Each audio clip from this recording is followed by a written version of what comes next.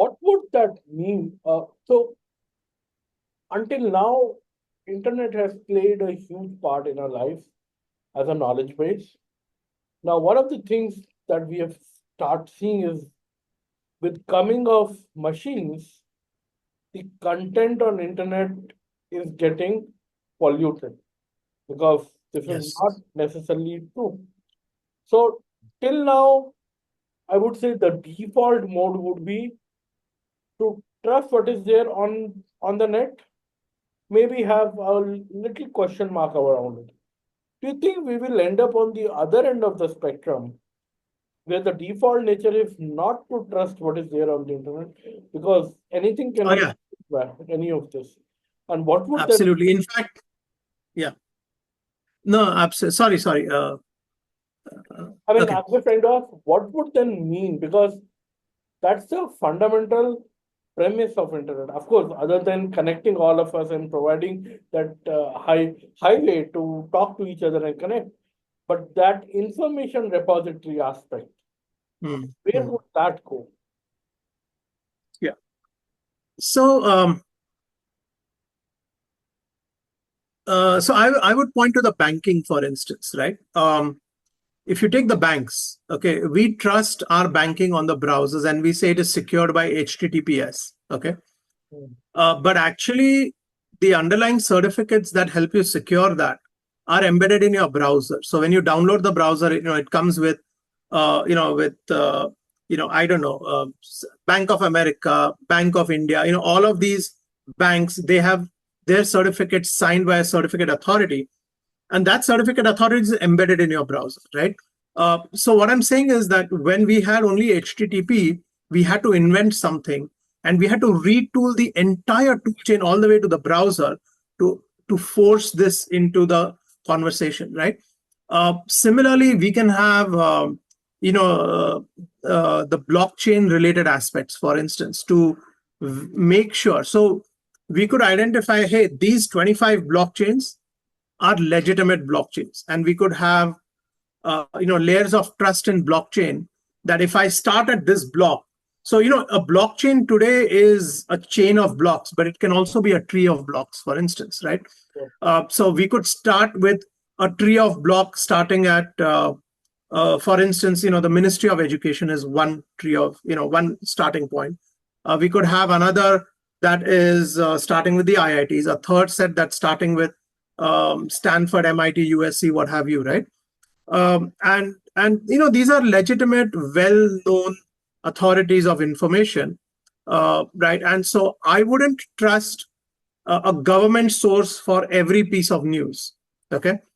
And I wouldn't trust the university source when it comes to an article that says our university is the best resource for learning, because it could be biased, right? But in general, these are well regarded authorities of neutrality or information. So we could build a network like that by embedding into our browser, hmm. saying, this is kind of a web of trust. And if you go outside this, you could have a problem. So I agree that data. So there are two problems. One is, from an AI perspective, data is being synthesized and fed into the AI, which is a separate problem. Yeah, But the other is what you're talking about, which is a malicious fake data. yeah. And yes, we have to go away from a sense of light trust to deep distrust. I think we are headed in that direction Mhm. because, OTP, right? uh, I have created scenarios, operational items around OTP where I just don't discuss my OTPs with anyone, right? I mean, typically people are used in India to, when you're running companies. Oh, sir, I need this OTP, I need that OTP. I'm like, if you don't call within this 30-minute, 20-minute time in the entire month, I give one person only a 20-minute time to call me for an OTP. Okay. Which means the window for somebody to guess when to call me and fake an OTP is almost down to zero, right? So that is deep distrust. Okay. It's my own vendor, So, right? But it's a deep distrust because an OTP could mean I'm taking delivery of a toothbrush from Amazon, or yeah. an OTP could mean that somebody's transferring 50 crores out of, not that I have, but out of my corporate account, right? So those are the dangers, right? And so we have to isolate ourselves. And if we can have tools, I think that's one area where, like you were talking about, what are the companies to build, cybersecurity and all of that. I think that's one area. So, for instance, in AI, at the very top, there are AI applications. The moat is very low, right? Anyone can recreate what you create. So it requires very little money, but also the entry barriers are very low. You can make some money out there. LLMs require very deep pockets, billions of dollars at times. But it's a deep moat if you are going down that road. The revenues are very strong as well in some cases. If you go to the cloud, and that's where what you're talking about, like protecting the data privacy and all. If you can build the right block trees, I would call them, rather than a blockchain, so to speak, then you require deep pockets to build clouds, but it's a well-known thing. But if you offer privacy, for instance, now suddenly you've got a moat that helps everybody who's a legitimate player and works against the interests of the malicious players, right? And there's a lot of money to be made out there. Hardware, I would say, unless you're into designing AI. So those are the 4 layers, right? Hardware at the bottom. Above that is the cloud and data privacy, data residency.